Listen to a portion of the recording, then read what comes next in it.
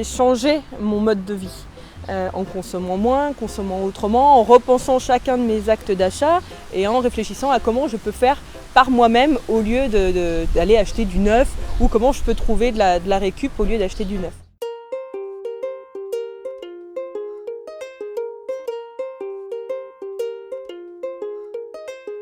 J'ai décidé d'être plus cohérente dans mon quotidien, que ce soit au niveau de l'écologie intérieure, au niveau de la santé et aussi de mon quotidien, donc que ce soit au niveau de l'énergie, de l'eau, de l'alimentation, des transports. Arrêter de mettre les pieds dans les supermarchés et plus largement de ne plus dépendre de la grande distribution.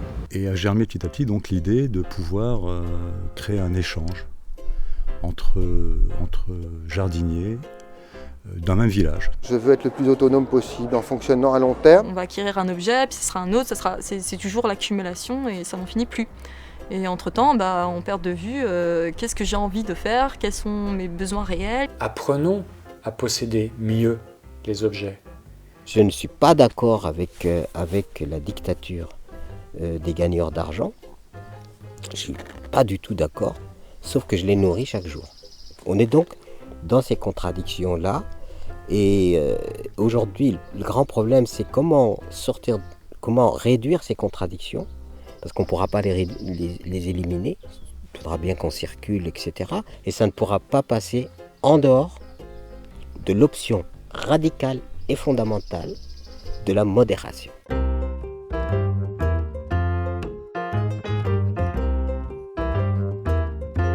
Petit à petit, on commence à se rencarder avec des producteurs près de chez nous, quoi. Qu'on sait qu'ils bossent bien, qui ont des bêtes heureuses, qui vivent heureuses en attendant d'être mangées. On a perdu une épicerie, 2 boulangeries dans mon quartier. Autrement dit, si je voulais faire mes courses juste, tu vois, à pied, il n'y avait plus rien, quoi. Donc, résultat, j'ai fait le tour de tous les prods bio et puis du réseau Bienvenue à la ferme, etc. C'était 200 références pour une offre complète. Ça te permettait de faire tes courses complètes. Voilà. Donc, il y avait 200 références, du frais au sec, en passant par l'huile, la farine, tout ce que tu voulais, etc. L'idée, c'est que ce soit que les producteurs qui vendent leurs produits. Donc, il n'y a pas d'intermédiaire. Donc, ça, c'est fait pour valoriser les circuits courts, directs. Ça permet aux gens de se rencontrer, de rencontrer les producteurs. Et puis c'est très festif parce qu'on installe des tables, donc les gens mangent des assiettes fermières, on fait venir un groupe de musique.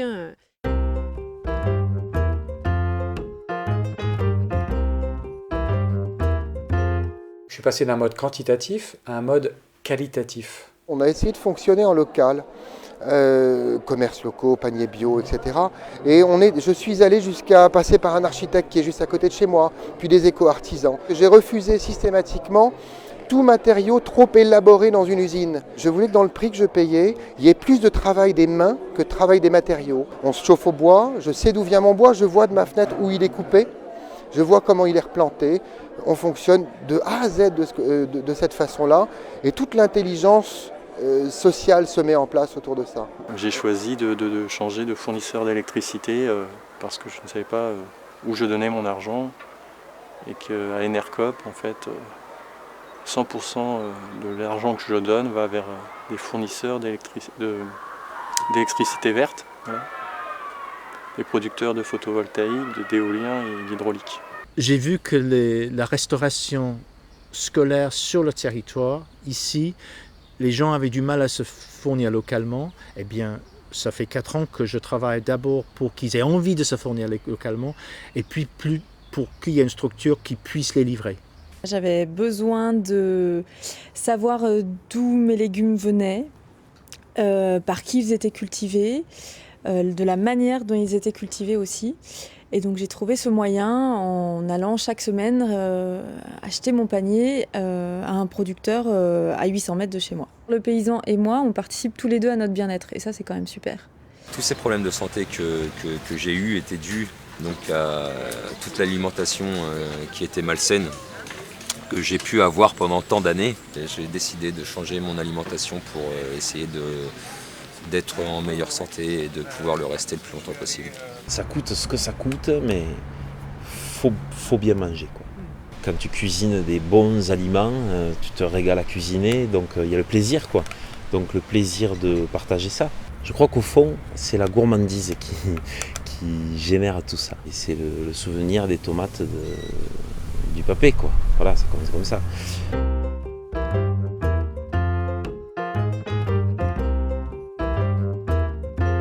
On a acheté un bout de vigne pour faire notre vin, pour nous, la famille et les amis, voilà. Pour faire du jus de raisin aussi, on a quelques oliviers, un demi-hectare d'oliviers, 160 oliviers exactement. Tout ça, ça a été une espèce de besoin de toucher terre. C'est quelque chose qui est important pour nous, le potager.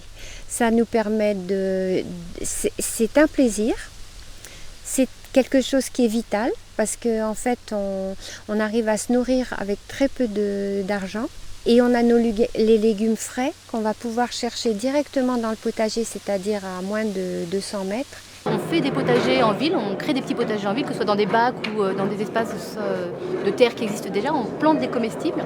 Et le pari, c'est que les habitants du quartier vont se saisir de ce potager qui leur est offert comme ça par surprise et vont en prendre soin. On produit beaucoup plus d'énergie qu'on en consomme. Pour le chauffage, on chauffe avec du bois. Et puis toutes nos habitations, on les fabrique avec de l'énergie solaire dans la construction, mais aussi dans le transport des matériaux grâce à des véhicules solaires qu'on a fabriqués. Donc on fait la démonstration qu'on peut fabriquer des maisons passives avec de l'énergie solaire dans la construction et dans le transport, et tout ça en vivant en dessous du seuil de pauvreté. Je fabrique ma lessive, et du coup j'ai le bidon, j'ai ce même bidon depuis 5 ans. Et ça lave super bien, le linge est propre. Une zone de gratuit festive, c'est un marché gratuit, où tout est gratuit en fait. La seule règle, c'est qu'il n'y a pas d'argent. C'est pas de l'échange, c'est vraiment du don. Les personnes amènent ce qu'elles ont à amener, prennent ce qu'elles ont à prendre, on peut prendre sans amener, amener sans prendre et amener, ne rien prendre et ne rien amener, juste venir partager de l'ambiance qu'il peut y avoir sur un espace. Je construis des choses qui vont me servir en général à moi, je travaille à ma propre autonomie énergétique et j'essaie de mettre un petit quelque chose d'inventif pour que ça puisse éventuellement apporter des solutions ou des éléments de solution pour qu'un jour ou l'autre ce soit plus abordable. Il n'y a pas vraiment de raison qu'on ne puisse pas se chauffer qu'au soleil, avoir de l'eau chaude qui ne vienne que du soleil. Je ne comprends pas pourquoi.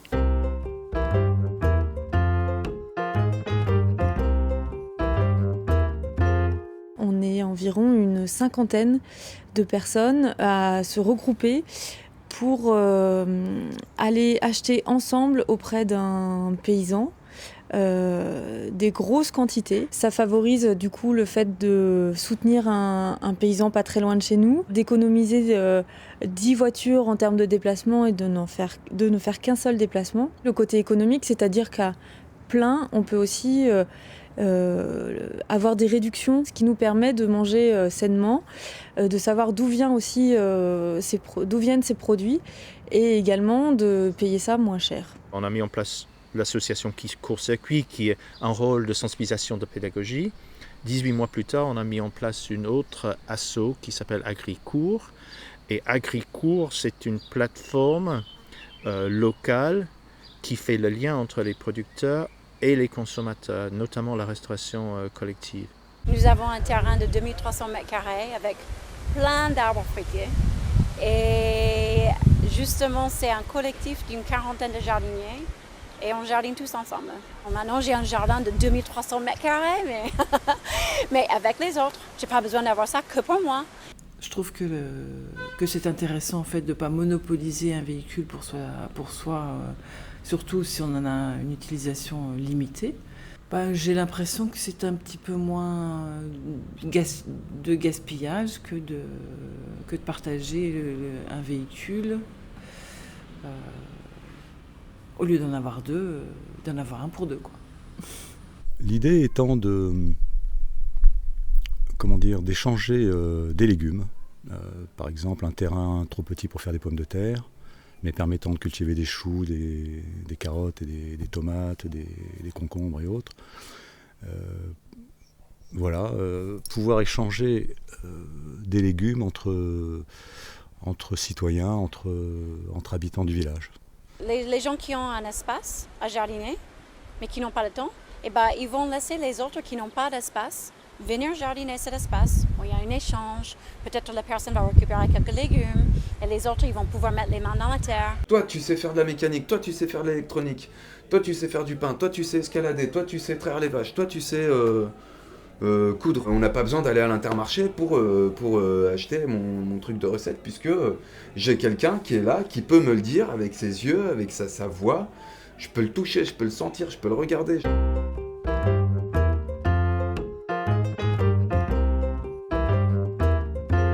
On est vraiment à l'ère des choix inconscients, des choix par défaut, très souvent, que ce soit dans nos choix de consommation. On va acheter quelque chose parce qu'il n'y a que ça qui est disponible, c'est des choix par défaut. Mais des choix volontaires, conscients, c'est tellement précieux aujourd'hui. Le vrai sens de la démocratie, le vrai sens de la liberté, il devrait être là. C'est pas de choisir la couleur de sa voiture, c'est pas de choisir la marque de sa voiture non plus, c'est de choisir le type de mobilité que je veux. C'est pas de choisir si je veux une maison ou un appartement, c'est de choisir comment je vis dans cette maison, collectivement, cet appartement, avec qui autour de moi, quel voisinage, quel projet de quartier, quel projet collectif je construis autour de tout ça. On a l'impression qu'on est fort, qu'on maîtrise, qu'on se maîtrise, qu'on gère, mais en fait pas du tout. Et même moi, je pensais que je gérais. C'est une drogue de consommer. Le fait de ne plus avoir de magazine, tout ça, mais j'avais plus besoin de rien. Tout s'était envolé. J'étais satisfaite de ce que j'avais. Maintenant, toute ma vie est axée sur comment je peux remplir mes besoins sans avoir besoin de voiture. Ça me permet aussi de faire des vrais choix, de sélectionner. Il y a certaines activités que je ne peux pas faire, du coup, et ça me permet de réfléchir, de vraiment sentir celles qui me sont vraiment importantes. C'est une décision. J'avais une technique. C'était tout simplement me poser à chaque fois avant d'acheter quelque chose la question, est-ce que j'en ai besoin? Et quand la réponse était non, je reposais et je sortais du magasin toute contente parce que je me disais, j'ai pas besoin de vêtements, ça va très bien comme ça. À chaque fois que je consomme, je me pose la question de l'utilité de cette consommation. Est-ce que vraiment je dois acheter cet objet? Est-ce que je ne peux pas l'acheter recyclé d'occasion, etc. Et est-ce que je ne peux pas l'acheter utile pour la société d'une autre manière? C'est une autre façon de consommer, ne pas prendre sa voiture toutes les semaines pour aller au supermarché, mais plutôt de faire des réserves, d'avoir plusieurs kilos chez soi disponibles de lentilles par exemple, et de les avoir pour une durée de 6 mois. Le budget qui va diminuer, c'est quand même la bouffe, plutôt que celui de la bagnole, quoi, tu vois, c'est-à-dire le besoin vital, quoi.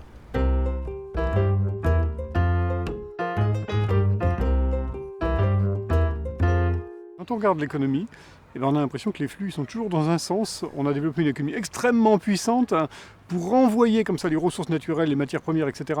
vers les consommateurs, et puis rien pour prévoir la boucle de retour. Et donc on s'est dit, mais voilà, notre modèle d'inspiration, c'est le vivant, la base c'est le vivant, on travaille sur ce qu'on appelle le biomimétisme.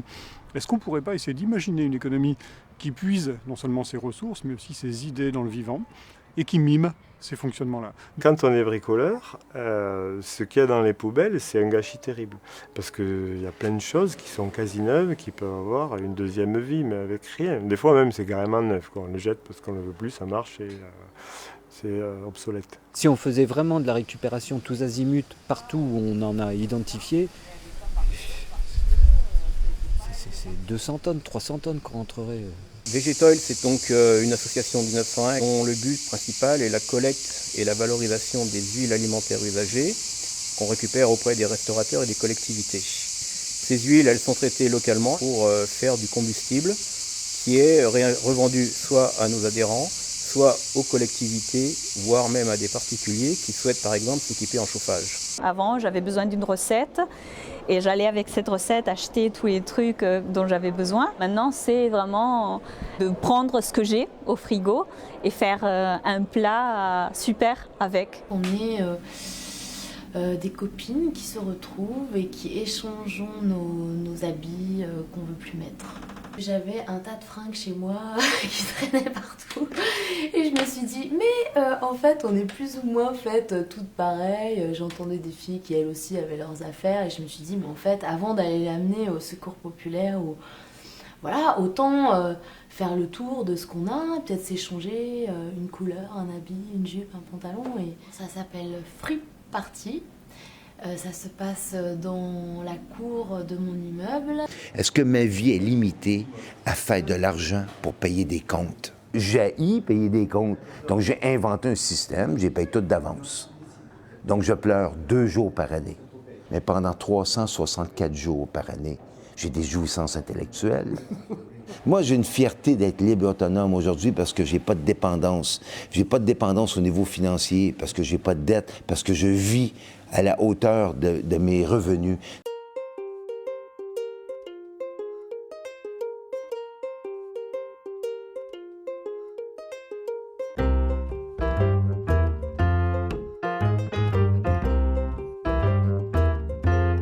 Maîtriser plus sa vie rapport à ces gros complexes agro-industriels, financiers qui sont les mêmes, qui bossent main dans la main, ça ne produit rien. Dans une grande surface, ils arrivent à tout faire payer aux fournisseurs. Si on élimine la ville de New York en 1 mois, juste dans le gaspillage de la nourriture, la ville de New York d'1 mois peut nourrir pendant 1 an le continent africain. C'est pas normal. J'ai vu des photos d'hectares et d'hectares entiers de voitures neuves qui jettent, qui les balancent parce que les gens n'ont plus d'argent pour acheter les voitures. Il y a des marques de fringues, ils préfèrent brûler les vêtements plutôt que les solder. En France, on jette à peu près 40% de la nourriture. Les vêtements, les livres, tous les disques, n'importe quoi, notre ordinateur, tout a été construit à l'étranger. On est dans une société du délire. Quand on voit les rayons des supermarchés avec tellement de propositions sous les yeux, on se dit c'est pas possible. C'est vraiment, on n'est pas du tout en lien avec la nature. C'est vraiment un choix politique, voilà, d'aller à l'encontre d'une société qui nous fait de consommer tout à n'importe quel moment, en grosse quantité. On s'empiffe à tous les âges. On a des problèmes de foie. Je disais donc, on a un problème de digestion. Il faut arrêter de s'empiffrer. On sait maintenant, c'est une évidence, que chacun de nos actes, quand j'ouvre le robinet, quand j'allume la lumière, a des répercussions sur le vivant.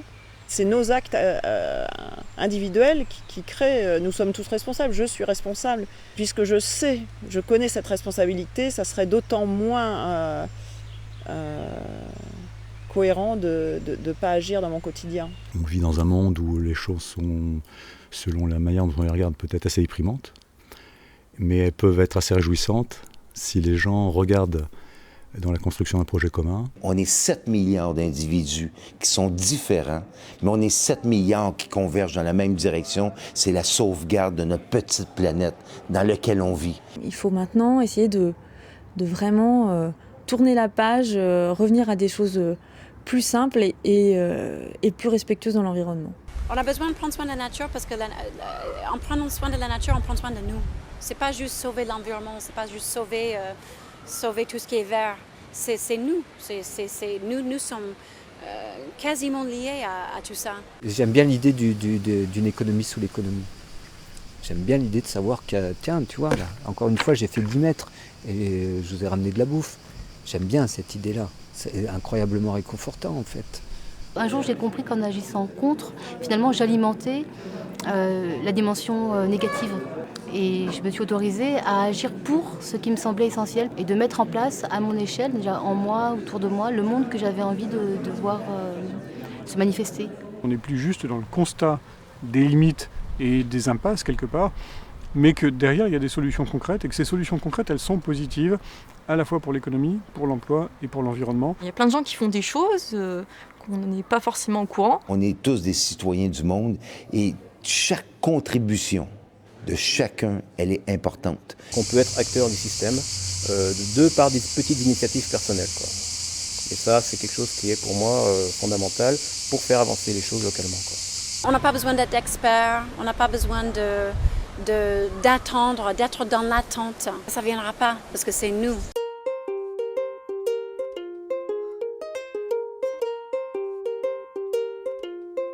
C'est super agréable, hyper jouissif, ça fait du bien, ça donne du sens. C'est quelque chose qui m'apporte plus de liberté. Je me sens à nouveau connectée avec des choses très simples et qui sont la réalité. J'ai du fun, je m'amuse. Ça me plaît bien, ouais. L'idée de me dire que j'ai sauvé quelque chose de la poubelle, ça me plaît bien. Je me sens plus en accord avec moi-même. Une libération, réellement. C'est que du bonheur. Et c'est beaucoup plus qu'un revenu qu'on en tire. C'est une véritable vie avec toute sa cohérence. Ça me rassure, ça me procure, oui, de la légèreté et de la joie, oui, bien sûr. Oui, ça c'est certain.